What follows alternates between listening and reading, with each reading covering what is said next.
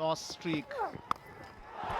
Oh, it's a favourite shot of his. Saif হ্যাঁ দর্শক, সাইফ হাসান আফগানদের দেওয়া 144 রানের লক্ষ্যে ব্যাটিং করতে নেমে ইমনের আউটের পর মাঠে আসেন সাইফ হাসান। এদিন শুরু থেকে একের পর এক ছক্কা ছাড়ের বিধ্বংসী হয়ে ওঠেন বাংলার এই পাওয়ার হিটার। এমত অবস্থায় ইনিংসের 13তম ওভারে আব্দুল্লাহ আহমদ জাইকে এক ওভারেই 22 রান নেন সাইফ।